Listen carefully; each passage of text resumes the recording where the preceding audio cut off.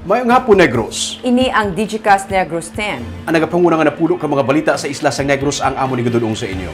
Update niyo kami via Facebook, YouTube, kag sa KCAT Channel 11. Kag subong mabatian man kami live sa FM station nga 91.1 FMR Bacolod. Kag yari ng top 10 nga mga balita sa Negros, subong nga adlaw. OFW gikan sa Sipalay City ginrescue matapos ginmaltrato sa iya nga employer. Ginaligar, notorious nga rapist nga nagapanaka-saka sa mga balay sa Sagay City, nadakpan! Lalaki patay matapos gintiro sang tag-iya sang ido nga iya ginsinggitan.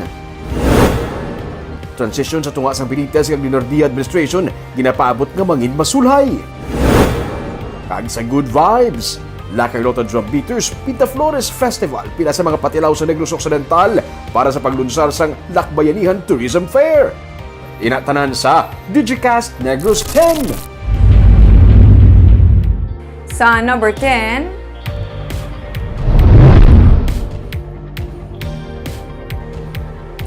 good news sa mga motorista kay may rollback sa presyo sang gatong buwas sa aga.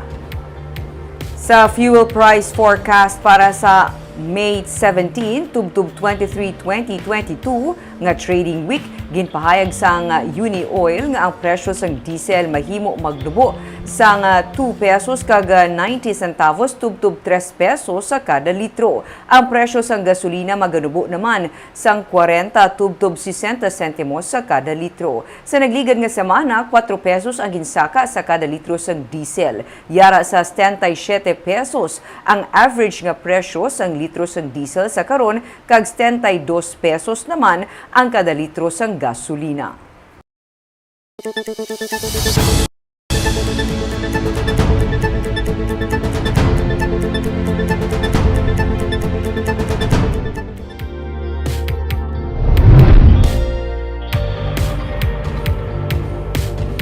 Sa number 9, Himabaylan City Mayor Raymond Tungson ang nagalaom nga ma-maximize pagid ang mga contact sa mga networks sa Metro Manila para madugangan pagid ang mga infrastructure projects sa probinsya.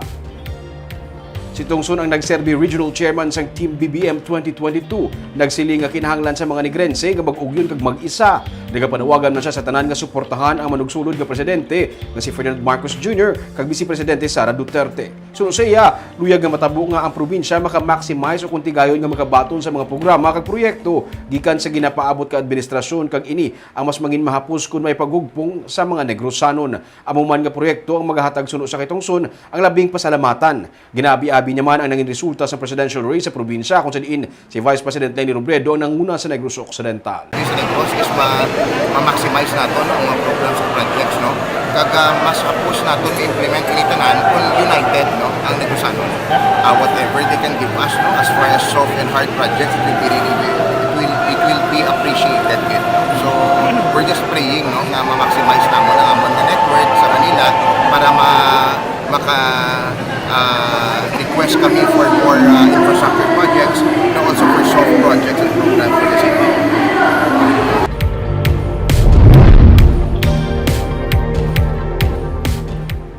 Sa number 8, transition sa tunga sang outgoing Leonardia administration kag incoming Benitez administration ang ginapaabot nga mangin masulhay. Wala sang napatod nga mangin focal person ang transition team nga natukod ni outgoing Mayor Evelio Leonardia. Sunod kay City Legal Officer Attorney Joselito Bayatan, padayon pa karon ang ginahimo nga pagpanghanda sang tagsa ka mga departamento para sa natalana nga transition. Gani nagapati siya nga mangin masulhay ang natalana nga transition ilabi na ang pag-turnover sa mga kinahanglanon nga mga ulubrahon sa syudad. Ang Department of the Interior and Local Government amo ang magatalana sang schedule sa tunga sang transition team Nanday Benitez kag Leonardia. Si Congressman-elect Greg Gasataya amo ang gintalana ni Mayor-elect Albi Benitez para pamunuan ang interim transition team. Ay wala gid man ka konflikto gid ang sa transition kay everything is procedural.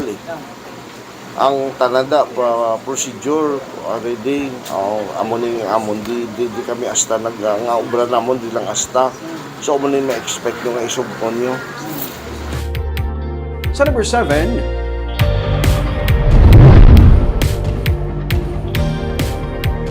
Ginaligar rapist nga nagapanaka-naka sa mga balay sa Sagay City ang nadakpan na sang mga pulis.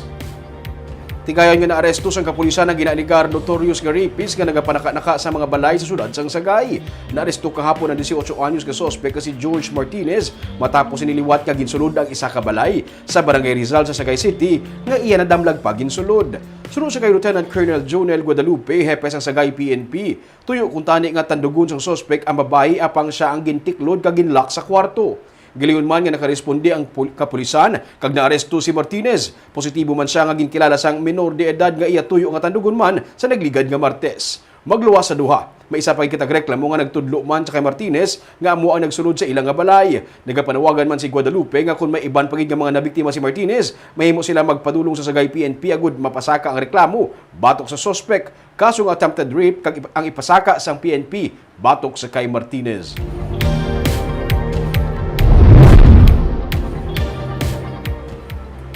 Sa number 6, tuyo nga pagpalagyo sa mga preso ang napunggan sang kapulisan sa ginpatigayon nga Greyhound Operation. Natapna sa kapulisan sa nga Police Station 8 sa Bacolod ang tuyo kuntani pagpalagyo sa pila ka mga preso sa ilagin patigayon nga Greyhound Operation sa detention cell sang Sabado. Sunod sa hepe sa Police Station 8 nga si Major Jory Puerto, ila natukiban nga ginpang-utod na ang kabilya sa atop sang detention cell kag sarang makaigo ang inmate kag makapalagyo. Dugang pa ni Puerto, hana na kuntani magpalagyo ang pila ka mga preso sang Biyernes apang wala madayon bangod sa mayara man sang nagabantay nga jailer. Nakilala naman sang PNP ang apat ka mga preso nga ila ginatan-aw mastermind sa pagpangutod sang mga kabilya. Lunsay mga drug personality nga inmates ang ila ginatudlo. Posible suno kay Puerto nga ginapadala sa mga inmates ang lagari sa ila bisita bangod wala man sang may na-recover nga gamit ang kapulisan sa selda. Mahimo man kwerda sang gitara ang ginpadala kag ginusar sa paglagari sang kabilya. Suno kay Puerto kag gindungan ang paglagari sa ila nga prayer vigil. Wala na anay sa karon gintugutan sa Police Station 8 ang pagbisita sa mga inmates sa selda kag ila naman gin-welding ang mga ginlagari nga kabilya.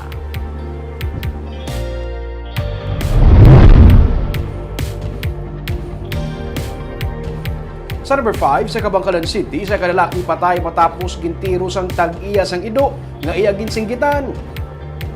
Patay 42 anyos kasi Carlo Norbe matapos inigitiro sa Sabado sa gabi sa Barangay Salong sa Kabangkalan City. Sa investigasyon sa PNP, nagapanglakato ng biktima sang siya ang gintagol sa ido sa isa ka balay. Sunod sa pulis, ginsinggitan ni Norbe ang ido gani sila ang nagbaisay sang tag-iya sang ido. Sang nagapanglakato na siya, ginsunod siya sang tag-iya sang ido kag didto nagiluthang nga nagtuga sang iya nga kamatayon at large sa karon ang suspect.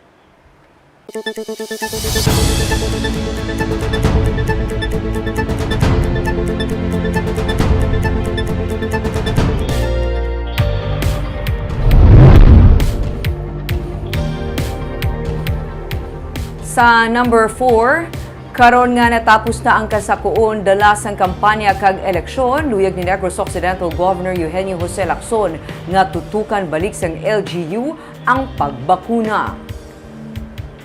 Suno kay Lacson, may mga lugar sa gihapon sa probinsya nga may manubo nga vaccination rate sa mga senior citizen o kunang yadtong yara sa A2 category. Magluwas sini dapat nga iduso man ang booster shot. Suno kay Lacson, dapat liwat nga iduso ang pagbakuna. Nagalaom ang gobernador nga kuntani tayuyo na ang pagnubo sa COVID-19 cases. Ilabi na nga balantayan ang mga sitwasyon karon nga natapos na ang piniliay kung sa diin may tuman nga pagdagsa sa mga pumuluyo sa kampanya. Nagapabilin suno kay Lacson nga 7 LGU nga yara sa Alert Level 1 sa Negros Occidental kag ginitinguhaan nga madugangan ini. Sa pihak nga bahin, mensahe sang gobernador sa mga alkalde karon nga magasugod naman ang bag-o nga termino dapat maghatag sang maayo nga panghimanwa ukon good governance. Ini magaserbe nga kontribusyon sa pungsod.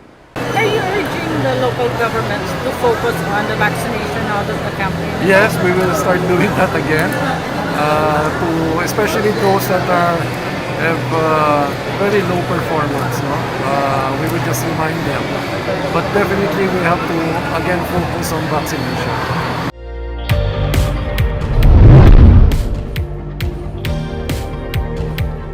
Sa number 3, bukas si Bacolod re-elected Vice Mayor Elcid Familiaran nga magtrabaho kaupod ang bagong administrasyon kag bago nga mga konsihal.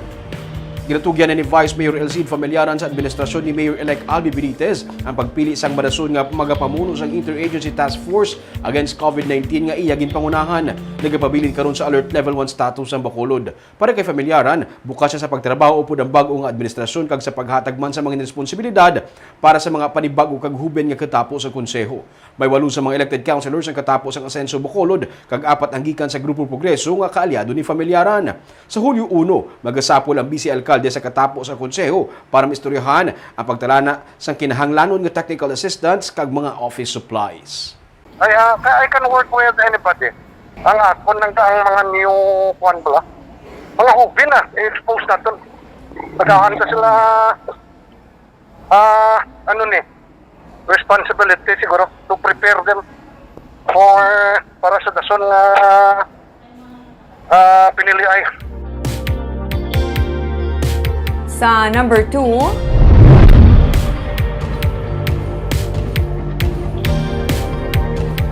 na numpa kainas ang aga si Congressman-elect Emilio Dino Yulo kay Negros Occidental Governor Eugenio Jose Lacson sa iya katungdanan bilang kongresista sa 5th Distrito. Nagasuporta si Yulo sang lihok nga pagbalik sang Negros Island Region. Sunod sa iya, ini ang labing bentaha para sa iya nga distrito. Pila ka mga banwa sa iya Legislative District ang nagaangot o kunsarang makaagi padulong sa Negros Oriental, kasubong sa La Castellana padulong Canlaon, Isabela padulong Gihulngan. May mga alagyan pagid nga posible man nga makalusot sa Oriental gikan sa syudad sa Himamaylan, sa Moises Padilla kag Binalbagan. Kung matigayon ini ang magadala sang duga nga pagsanyog suno sa iya. Prioridad man ni Yulo ang mga arterial roads sa mga nabukid nga bahin sa 5th Distrito. Sa pihak ka bahin, nagsuporta man si Yulo kay Congressman Ferdinand Martin Romualdez bilang House Speaker. Pabor man si Yulo ngang masunod nga administrators ang SRA ang magagikan sa Negros Occidental, agud mas labing mabatsyagan niya ang nagakatabo sa industriya, lakip na ang mga stakeholders sini. Iya man o kung hindi man malipod sunod sa iya nga 66% sang national production sang kalamay ang gikan sa probinsya. So I think it's important for us at this particular time to open up these portals. And this will bring more developments. Kita man naton sa nagligad ng mga binulan, one of the areas nga medyo madamo-damo pa sa mga insurgency-related incidents were the 5th and the 6th. So, kabalo makita kung maabuksan na naton, comes may mga dalanon. Naibaluan man naton how effective roads has been to development and progress. And with the development and progress, hopefully peace and order will come in. Kag sa namin uno sa mga balita, subong adlaw.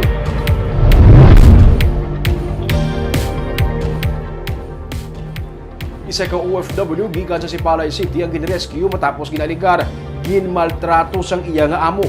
Ma-report si Nico Delfin. Patayin ko lang na yun,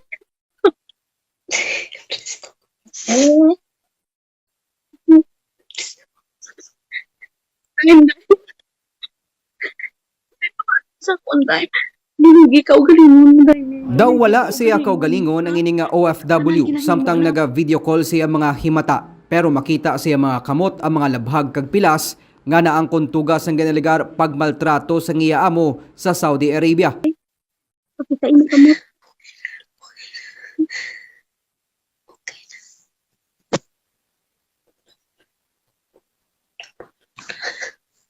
Ginasakit kanila, wala. Natagaan kanila pagkaon. Natagaan kanila pagkaon. Waay?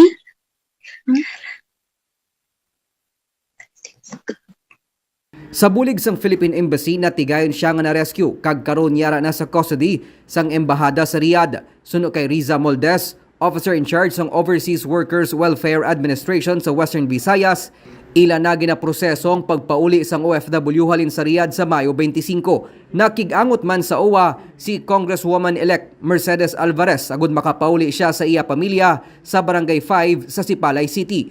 Sa pagpang-usisa sang OWA, ang natungdan nga OFW ang ginpreso sa kwarto kag wala ginapakaon sa iya employer. So once nga makapauli na siya diri, pwede naton siya mabuligan or matagaan sang psychosocial counseling and stress debriefing considering sa mga experiences na experience siya dito nga tuman-tuman nga kabudlay ang iyang naagyan. And aside from that, pwede man siya naton matagaan sa medical assistance pagi sa programa sa OWA nga WAP or Welfare Assistance Program para nga makabulig sa iya sa pagpabulong sa iya. And at the same time, pwede man siya naton matagaan sa pangkabuhayan part sa reintegration program sa OWA nga matagaan siya sang gamay nga kapital para nga maka-start siya sang negosyo nga makabulig man sa iya at the same time makabulig man sa iya pamilya. Tungod makitaan man nga daw wala siya kaugalingon ang OFW, magabulig ang OWA para mapalabot sa iya ang psychological services magluwas sa financial assistance. Nico Delfin para sa DGCast Negros.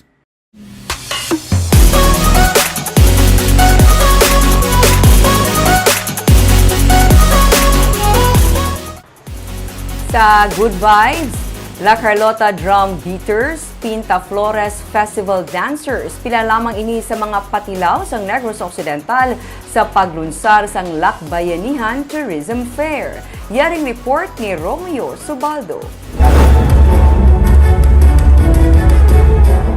Sang Sano ang ulihim mulan daw sa Pinta Flores Festival sa San Carlos City.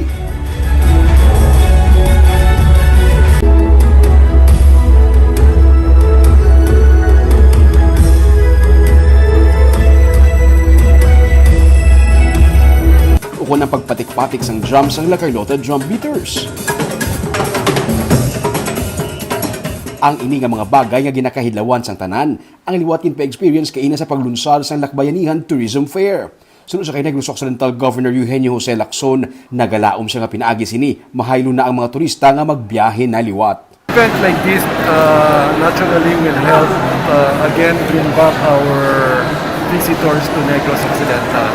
And so we're hoping that things will really get better and that travelers will start coming back to Negros. On the part naman of the provincial government and of course the private stakeholders of tourism, I think we're prepared to receive our visitors. Magluwas sa kapistahan, ginpatilaw man sa mga bisita kag audience ang nanari-sari nga mga delicacies sa kada banwa kag syudad sa probinsya.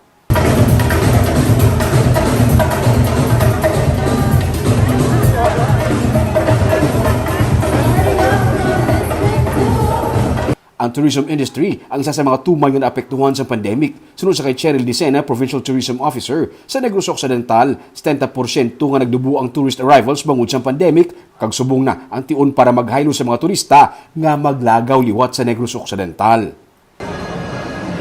We will do this by engaging in tourism-related activities that ultimately benefit the entire community.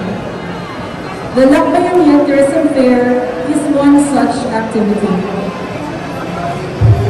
This event promotes local tourism recovery measures while also highlighting investment potentials.